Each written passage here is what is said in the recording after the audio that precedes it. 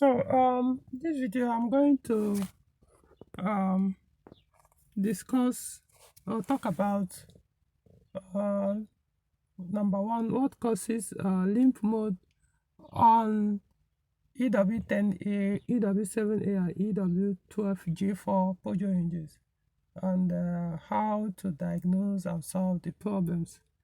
So I'm limiting this to only three engines: EW10A, EW7A, and EW12J4.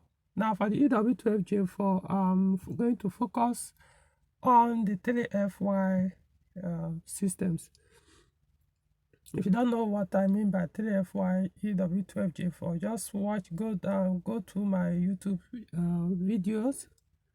On my channel, you'll find videos that talked about the differences between the 3FY and 3FZ EW12J4. Okay, so moving on.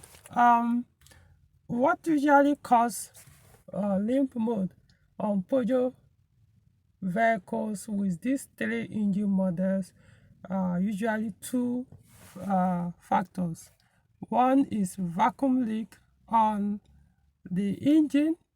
The second one is the faulty failing or failed motorized throttle body, that is the MTB, which is what you are looking at on the screen right now. And how do you know which one is causing it? That is now where the diagnosis comes in. How do you know? How do you diagnose to know what the cause is? It means you must scan the car. You must have to scan the vehicle. Doesn't matter if you have all kinds of diagnostic tools that are not basically for scanning the vehicle, but in this case you have to scan the car if you want to specifically know what the cause is. So when you scan the vehicle, if what you find, you may see all kinds of fault on the engine ECU. If you find this fault definition, I'm trying to remember how usually written, especially when you use PP2000, you see something like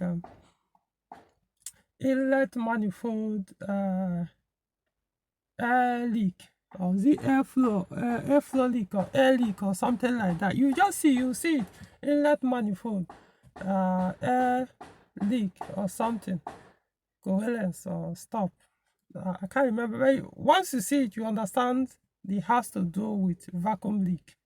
So you see something like that, inlet manifold air leak or airflow stop or something like that. I don't have the code, the error code offered.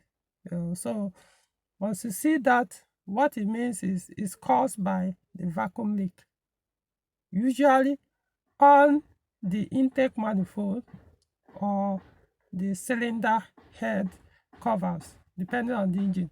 For example, the EW10A, the EW7A, there is most times when you see that fault, is even the cylinder head covers that the issues will be coming from, not necessarily the intake manifold.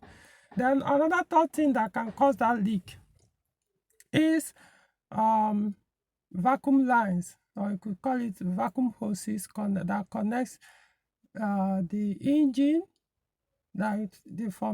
either from the cylinder head or the cylinder head cover, or from the engine block. You see some hoses probably behind the cylinder head, behind the intake manifold, that comes from the engine to this intake manifold, or from the cylinder head cover, if it's EW10A or EW7A, to the back of the intake manifold, or the cylinder head itself, or from the engine block. So it all depends on which model we're talking about. Like 3FY, there are about two hoses, vacuum lines or vacuum big hoses that connects the engine to the intake manifold. One is from the cylinder head, the other one, which is in front, while the other one is behind, I think from the engine block. So if any of those hoses is leaking, cracked, or broken, yeah, the car will go into limp mode. So once you see this fault, even if you see a fault that is pointing at the motorized throttle body, that's the MTB, even if it says something like throttle captor 1 or 2 or intake, throttle, motorized throttle body fault. So even if you see such errors, deal with the vacuum leak first. Deal with the vacuum leak. Just go straight and check all those vacuum. You must find the leak among these areas I pointed out on the engine, on the intake manifold, on the hoses behind them. Deal with the vacuum leak. Most cases, once you fix those vacuum leak and that vacuum leak warning or error goes off, the motorized throttle body fault will go with it. The limp mode as well will go. You only go straight to the intake, to the MTB, that motorized throttle body, if you did not find the ECU or when you did the scan, it didn't show anything that has to do with the vacuum leak on the intake manifold or cylinder head cover or any of those hoses behind it.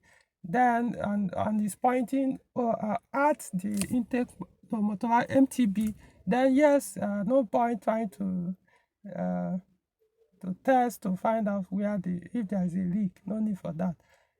These systems, especially the 3FY RFJ systems, they are the similar, talking about EW10A, EW7A, and EW12J4, 3FY. They are basically the same injection system. Not saying they're identical, but they are the same. So once there's any vacuum leak around this area, it will immediately throw the code on the engine ECU. It doesn't wait for that. So a lot of people hate these engines because they lack understanding of how to diagnose them, different from other systems or engines. So you may be wasting your money changing your MTB over and over on this engine, yet the limp mode doesn't solve. Now you understand how to go about it. You'll be surprised that what will fix the problem may be as cheap as 500 naira or 1,000 naira. I mean, so cheap, you might not even spend anything, because it could be that one of the hoses was not properly plugged in. Maybe somebody removed it and didn't plug it in well, then over time it pulled off. All you need is push it back in and that's it. Or it could be there's a leakage, maybe somebody removed intake manifolds before and didn't seal off those channels or where the intake manifold mixed with the cylinder head. There are seals there. So if there's a leak or any of those seals, yeah, could cause it. Even the leak on the zero ring on fuel injectors, yeah, we also throw that code. Like I said, it has anything that has to do with the intake manifold, cylinder head covers, will throw you that code, especially on EW10A and EW7A. And for the 3FY EW12J4, those ones too will do the same. If the hose from the engine to the intake manifolds are bad, or the intake manifold itself is weak. Remember, they are plastic intake manifolds. So if there's a crack, if somebody mishandle and crack it, or something happens and it's a leakage on that manifold, you have to do the same. So these are the areas you have to inspect before start wasting money changing the expensive MTBs. The MTBs can fail, but it doesn't mean they are always the cause of limp mode. Now, for those who don't know what limp mode means, it simply means when you start the vehicle, the car will start, but it will refuse to accelerate. Even if it does accelerate, maybe it will get to like 1,000 to 2,000 maximum, and it won't go beyond that. Most times, it won't even get to 2,000 RPM. Just for the only way to move the car is just to crawl with it. So that's what basically it means. So, and this is usually the reason why Nigerians hate these engines. They always tell you, this is why once you always be having this problem if you own any of these engines. No, it's wrong. They are not correct. The problem is they do some of these things. Some other engines do have these vacuum leaks, and they won't go into limp mode and stuff like that. But for these engines, they will. So because of that, they wrongly handle these engines the way they do the other ones, because they don't experience or have these symptoms from those other engines or injection systems. So they assume, no, this one, something must be wrong. It's all about abuses, lack of understanding. I always tell people, if you can't handle simple engines like these RFJ systems or 3FZ system, how could you even handle a V6 one? Talking about the SFV, SFS, and the rest. So just lack of understanding. And so it's very easy. I like those engines. Not saying they have the kind of power I prefer, but I like how good the fuel economies are with good average power. Which most engines or such powers you may even be able to get such fuel economy. So but for them they're actually good. And so now the other things that can cause limp mode, but they are not usually the case. That's why I say in this video is like what usually you could say like 90% of the cause of this limp mode on these engines are these two, vacuum leak and the MTB that I mentioned.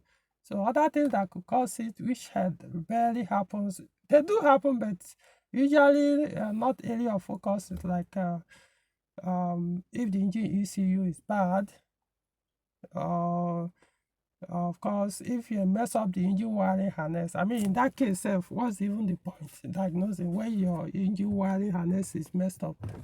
So all those things, because what that will happen once you mess up the wiring harness, it will damage engine ECU and the rest. Or ECU will start reacting to that abuse on the wiring harness and throw the engine to limp mode or the vehicle to limp mode. So these are the causes. But like I said, majority will be like, but we ruled out all those things. The ECU is good, the wiring harness is good, so it's not these two things. So what else could be the cause? So now you know what the causes are.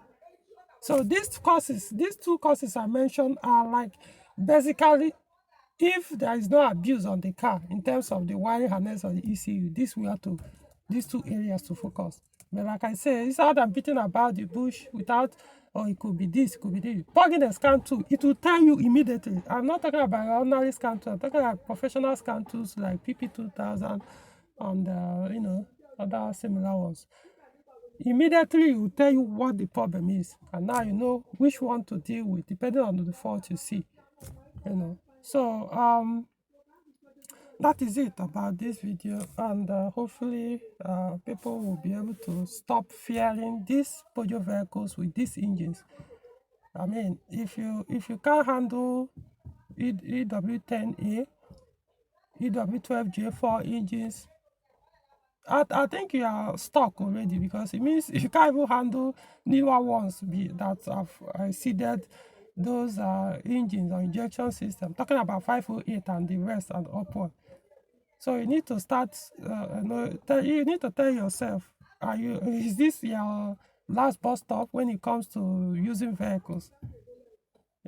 Are you stuck here because you don't like EW10A? If you don't like it because it feels too messy or too complicated for you, then maybe you have come to the end of road of owning newer Peugeot vehicles, because any other newer one you are buying, you haven't seen. Not saying they are too bad compared, but I'm saying if you can't handle this one by not abusing if you must abuse EW10A and complain, then when you buy the 508 or the rest and abuse, it will deal with you worse than the EW10A and the EW12J4 will do. So that's my point. Don't abuse these cars. If you can't handle them, just switch. If you better say switch to a different brand. Maybe the one that's less simpler, rather than buying one and keep complaining when you or your mechanic are the one doing all these things. These cars are being used by your fellow human beings outside Nigeria for hundreds of thousands of kilometers for years.